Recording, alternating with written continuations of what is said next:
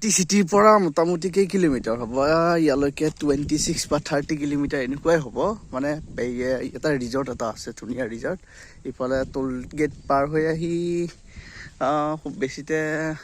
300 মিটাৰমান আহিলে ইউটাৰ্ণ ল'ব লাগে ইফালে একদম ৰাইট চাইডে একদম মানে গাঁৱৰ ভিতৰত আৰু নাম হৈছে সেই মানে পেনেচিয়া দি ভিলেজ মানে একদম গাঁৱৰ ভিতৰত সম্পূৰ্ণ গাঁৱৰ একদম গাঁৱৰ পৰিৱেশৰ ভিতৰত আৰু ৰাস্তা ঘাটৰ প্ৰতি পুৰা এটা গাঁৱৰ হেৰি আৰু পেনেচিয়া এইটো নামটো পেনেচিয়া দি ভিলেজ ৱেলকাম এটা ৰিজৰ্ট হয় ভিতৰত এইটো ধুনীয়াকৈ গেটটো বনাইছে ভিতৰত এইটো ভিতৰ চাইড এইটো মানে সঁচাবিলাক পুৰা ধুনীয়াকৈ এটা ডেক'ৰেশ্যন কৰা আছে পাহাৰ টাইপৰ এটা গাঁৱলীয়া পৰিৱেশৰ ভিতৰত তাৰ ভালে আছে না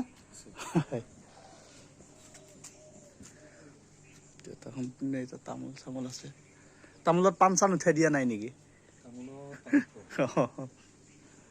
আমাৰ গাঁৱৰ ফালে আকৌ এনেকুৱা তামোল এনেকৈ খালী নাথাকে পাণ চান থাকে অঁ সম্পূৰ্ণ এটা ভিতৰত নাযাওঁ বাৰু এতিয়া হয়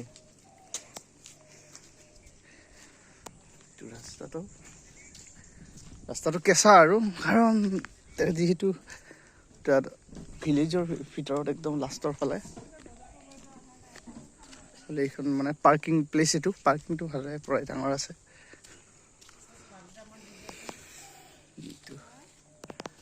এতিয়া যেতিয়া 31 ডিচেম্বৰ আৰু জানুৱাৰী আহিব